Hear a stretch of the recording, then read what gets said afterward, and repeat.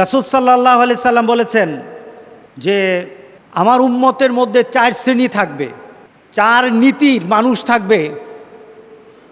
উম্মতকে যখন সার্চ করা হবে উম্মতের মাঝে 4 শ্রেণী পাওয়া যাবে। সেই বিভাজনটা কি হবে? একটা ব্যক্তি আমল করে যা পাবে, আরেকটা ব্যক্তি আমল না করে তাই পাবে। একটা ব্যক্তি তার অর্থ দিয়ে, তার সম্পদ দিয়ে, তার আমল দিয়ে, তার চিন্তা দিয়ে নিজের আখিরাতের, নিজের আমলের মধ্যে যা অর্জন করতে পারবে। আরেকটা ব্যক্তি ঠিক বিপরীত, তার কিছুই নেই কিন্তু সমান সমান তার পর্যায়ে চলে আসবে। দেখা যাবে একটা লোক তার ইলম এবং অর্থ দিয়ে যা পায়, আরেকটা লোক ইলম এবং অর্থবিহীন তাই পায়, সমান সমান হয়ে যাবে। পেছনে কারণটা কি? পেছনে কারণটা হলো নিয়ত। পেছনে কারণটা কি? আপনার আমাদের নিয়তের কারণে দেখা যাবে পার্থক্য হয়ে যাবে। এই হাদিসটার এত গুণ, এত মান, এত অবস্থান হাদিসটার। এই হাদিস দিয়ে যদি আমি যাচাই করি আমাদের সমাজ, দেখা যাবে 4 শ্রেণী আমাদের সমাজে অনেকে আছে। রাসূল সাল্লাল্লাহু আলাইহি সাল্লাম সেই 4 শ্রেণীর মাঝে প্রথম যে শ্রেণীর কথা বলেছেন, রাসূল বলেছেন ক্বালা ইন্নামাদ দুনিয়া লিআরবাতি নাফর। রাসূল সাল্লাল্লাহু আলাইহি সাল্লাম আমাদেরকে জানালেন, তিরমিজির হাদিস, যে আমাদের সমাজে 4 শ্রেণীর মানুষ আছে। কয় শ্রেণী? 4 শ্রেণী। আদ-দিন রাযাকাহুল্লাহু মালান ওয়া ইলমা। প্রথম শ্রেণীর মানুষ হলো আল্লাহ সুবহানাহু ওয়া তাআলা তাকে মালও দিয়েছেন, ইলমও দিয়েছেন। দেখুন কয়টা জিনিস, মাল এবং ইলম, দুটো জিনিস একসাথে তাকে দান করেছেন। ফাহুয়া ইয়াত্তাকি ফিহি রব্বুহু, সে আল্লাহকে ভয় করে, তার মধ্যে তাকওয়া আছে। প্রত্যেকটি দান, প্রত্যেকটি মর্যাদা, প্রত্যেকটি কাজ কাল হাসরের দিন আল্লাহ সুবহানাহু ওয়া তাআলা নাপ দিবেন। এই নাপের নাম হলো নিয়তের উপর নাপ দেওয়া হবে।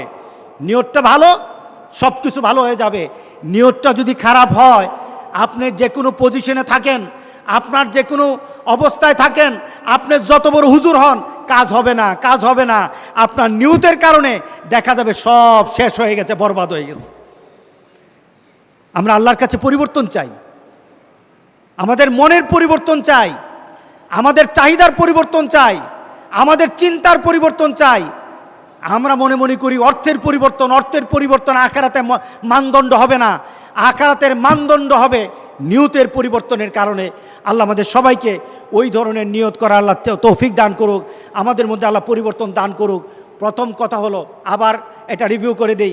প্রথম কথা হলো, আল্লাহ রাসূল বলতেছেন যার মধ্যে মাল আছে, যার মধ্যে জ্ঞান আছে, এই দুই ব্যক্তি আল্লাহ সন্তুষ্টির জন্য মাল এবং জ্ঞান, মাল জ্ঞান দিয়ে আল্লাহর সন্তুষ্টির জন্য ব্যয় করে। রাসূল সাল্লাল্লাহু আলাইহি সাল্লাম বলছেন এই লোকটা হলো সবচেয়ে উৎকৃষ্ট ব্যক্তি। আরেকটা ব্যক্তি দ্বিতীয় শ্রেণীর, তার মাল নাই, তার সম্পদ নেই, কিন্তু তার জ্ঞান দিয়ে সে এই চিন্তা করে যে আমার যদি সম্পদ থাকতো তাহলে আমি ওই ব্যক্তির মতো দান করতাম, ওই ব্যক্তির মতো দিনের খেদমত করতাম, ওই ব্যক্তির মতো মানবতার কাজ করতাম। এই চিন্তার কারণে দান করতে পারে না, চিন্তার কারণে প্রথম ব্যক্তির সমান মর্যাদা আল্লাহ দান করে দিবেন। তৃতীয় ব্যক্তি, তাকে আল্লাহ মাল দিয়েছেন কিন্তু সুবুদ্ধি তার মধ্যে উদয় হয় নাই, সে ভালো বুদ্ধি করতে পারে নাই, তার বিবেক দিয়ে আল্লাহ সন্তুষ্টি অর্জন করতে হবে এই চিন্তা সে করতে পারে নাই। রাসূল সাল্লাল্লাহু আলাইহি সাল্লাম বলেছেন সে মাল ব্যয় করে আল্লাহর সন্তুষ্টির জন্য নয়, মানুষকে দেখানোর জন্য, মানুষ থেকে বাহবা পাওয়ার জন্য। এই ধরনের মানুষ যারা দিনের ব্যাপার, যারা তাদের এলেমকে, এলেম ব্যতীত সম্পদ ব্যয় করে, তারা হলো পৃথিবীর মধ্যে সবচেয়ে নিকৃষ্ট মানুষ। পৃথিবীর মধ্যে সবচেয়ে নিকৃষ্ট মানুষ যে নিজের চাহিদা পূরণের জন্য ব্যয় করে, আল্লাহ সন্তুষ্টির জন্য করে না। তৃতীয় ব্যক্তি। চতুর্থ ব্যক্তি, যাকে আল্লাহ সুবহানাহু ওয়া তাআলা মালও দেয় নাই, জ্ঞানও দেয় নাই, কিন্তু সে চিন্তা করে যে আমার যদি সম্পদ থাকতো, আমার যদি সম্পদ থাকতো তাহলে আমি ওই তৃতীয় শ্রেণীর ব্যক্তির মতো সিনেমা হল করতাম, গানের আসর করতাম, জুয়ার আড্ডা করতাম, তাসের আড্ডা করতাম, এই ধরনের খেলার আয়োজন করতাম।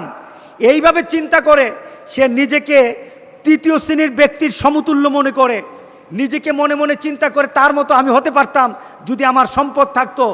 রাসূল সাল্লাল্লাহু আলাইহি সাল্লাম বললেন যে ওই তৃতীয় ব্যক্তির মতো তাকেও আল্লাহ সুবহানাহু ওয়া তাআলা কাল হাসরের দিন এক মান দিয়ে দিবেন। সে সম্পদ ব্যয় করে গুনাহগার, আর সম্পদ না ব্যয় করে চিন্তা দিয়ে সেও গুনাহগার। আল্লাহ আমাদেরকে মাফ করুক, আল্লাহ আমাদেরকে মাফ করুক, আল্লাহ আমাদেরকে মাফ করুক। চিন্তা দিয়ে যেন আল্লাহ সন্তুষ্ট অর্জন করতে পারে, আল্লাহ যেন সবাইকে তৌফিক দান করে দেয়। আল্লাহ আমাদের চিন্তার মধ্যে যেন আখিরাতের চিন্তা, রাসূল সাল্লাল্লাহু আলাইহি সাল্লামকে, রাসূল সাল্লাল্লাহু আলাইহি সাল্লামের রেখে যাওয়া চিন্তার প্রভাব আল্লাহকে পাওয়ার জন্য চিন্তা যেন আমরা ব্যয় করতে পারি, এই ইলম যেন আল্লাহ আমাদের সবাইকে দান করে। সবাই বলুন আল্লাহুম্মা আমিন। আসসালামু আলাইকুম ওয়া রাহমাতুল্লাহি ওয়া বারাকাতুহু।